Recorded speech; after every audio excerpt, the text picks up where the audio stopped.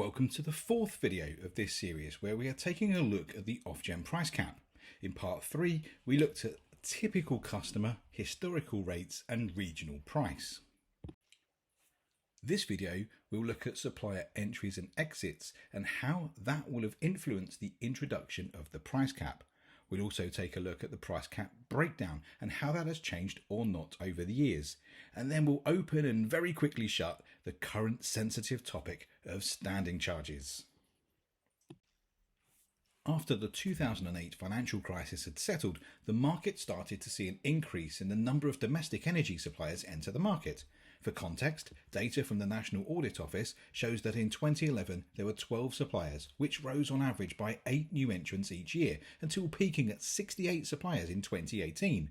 It was in that year that the market had seen the largest number of suppliers exiting the market, being 10, which was higher than the total seen in the previous 15 years combined, which was 8.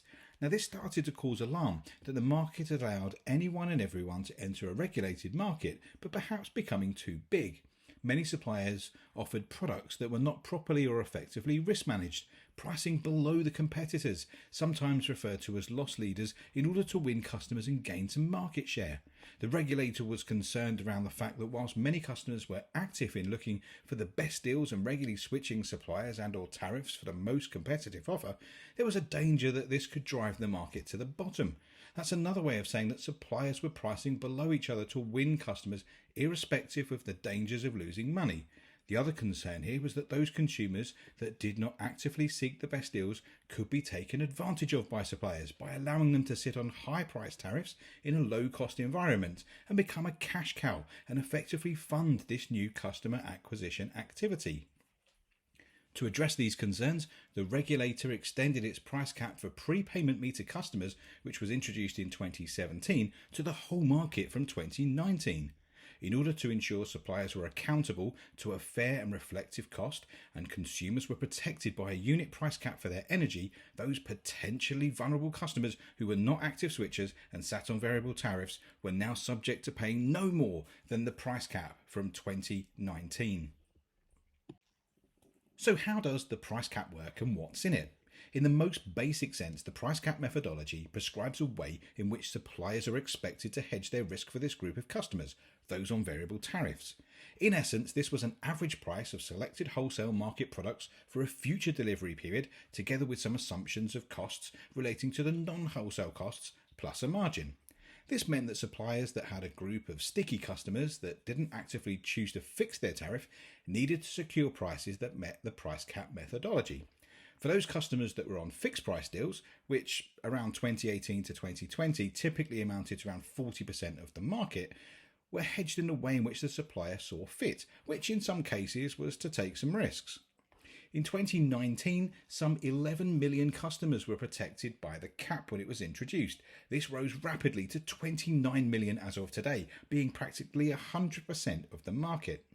It would be fair to say that the vast majority of consumers probably did not pay much, if any, attention to the price cap announcements prior to the April 2022 announcement, when it rose 54% from 1,277 to 1,971. This was the nation's wake-up call to what had been going on in the wholesale markets during the course of 2021. As you can see from this graph, which breaks down the 10 key elements that make up the price cap, the wholesale cost is the biggest piece, especially during the crisis period. Now, what is interesting is this. With the April cap now coming into play, we're about £400 above the October 2021 cap, which was £1,277. Now that's made up of around £200 in the wholesale costs, £100 of network costs, and the other £100 of the smaller elements. Whilst the network costs are not likely to decrease, we can already see the wholesale element decreasing in recent weeks. Those other smaller elements are linked to the overall cap price, typically as a percentage, so they should get smaller also. This shows that we're certainly heading in the right direction and it's not out of control as some would claim. Now, looking at the individual elements, we know that wholesale is already on the way down. Network costs have been fairly stable since April 2022, as have operating costs. Policy costs were stable but have increased in this latest cap by around £30. EBITs is a percentage based on the cap, so that should naturally decrease over time, as will headroom and VAT. As I say, it does look quite positive in the direction we're heading as we look ahead from today's viewpoint. So we've noticed that regional prices have different prices, both in terms of unit rate and standing charge. Now, the standing charge is attracting plenty of negative attention of late. People don't like the concept of paying a charge for something they don't use. But for some reason, it's assumed that if I don't use any energy, I should have nothing to pay. But we've already mentioned that there's these network costs, the pipes and wires that transport energy across the country and to your homes. Much of these costs sit within the standing charge because they're considered sunk costs, or there's a charge for them being there whether you use them or not. So if we did get rid of the standing charge, where would those costs go? Well, there's only one place for them to go, and that's the unit rate. So let's take a look at what impact that would likely have in reality. If my standing charge is £219 a year on electricity, and this is based on a share of known costs of maintaining and repairing the network, it means over the year I know I can collect my £219 as it's charged as a per day fee, regardless of energy use. If I can now only collect this via the unit rate, and let's not forget that everyone uses different amounts of energy and we're also now under pressure to use less, I'm now likely to introduce some risk in not fully collecting that £219. So what could I do? Well, I'd add a risk premium, so I may look to attempt to collect £230, say, spread over the unit rate. That means an additional 8 pence a kilowatt, probably closer to 8.5 pence, to the existing rates, in exchange for no standing charge. This would mean that I might not collect all that I need, or I might collect too much. There would have to be an adjustment, likely in a future period, to increase or decrease that value based on actuals once they become known. And we've seen from the most recent price cap that levelisation increases some of the costs to account for the administration involved. In short here, what this means is the price cap would increase because of this approach. Those using less energy would be penalised in the market, and surely that's counterintuitive to what's being sought. There could be a message of be careful what you wish for here. I've always been of the opinion that fixed costs should be met with fixed charges and variable ones with variable. In that sense, the structure with standing charges and unit rates likely needs to stay.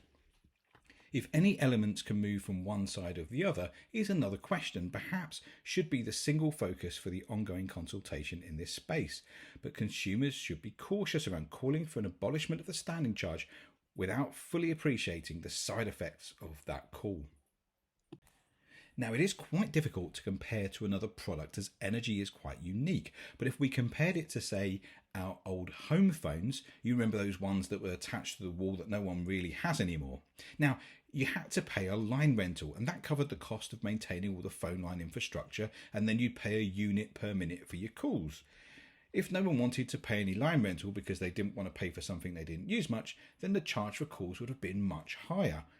They probably would have also charged for incoming calls, otherwise it would have all been one-sided and unfair to those making lots of calls. So the fair balance was the fixed cost of the network upkeep to be paid for everyone by using the network or the line rental charge, and then those that used it more, with more calls, paid more. If I didn't use my phone much, my standing charge percentage was high compared to someone who used it a lot. The principle for energy standing charges is in the same place. Low users are arguing their share of the bill is highly weighted to the standing charges, and it's unfair compared to those that are using higher amounts of energy and therefore a smaller percentage of their bill. I get that argument, but if we got rid of the standing charge and moved it to the unit rate, the higher consumers would be paying for those households that use smaller amounts of energy yet still have fixed costs to cover the meters, the pipelines and the wires, etc., to get energy to them in the first place. It's likely that those consuming consumers will be paying less than it costs to transport the energy to them. Now, there's no right or wrong here, and we said we wouldn't propose a solution, but with an active consultation on standing charges running currently, we just want people to step back and think for a moment if calling for abolition is the best way forward, and to just tread cautiously and avoid for wishing for something that they may not give the desired outcome in the long run. So that brings us to the end of part 4. Join us in part 5, where we look at switchers, wholesale markets, and Nord Stream. See you shortly.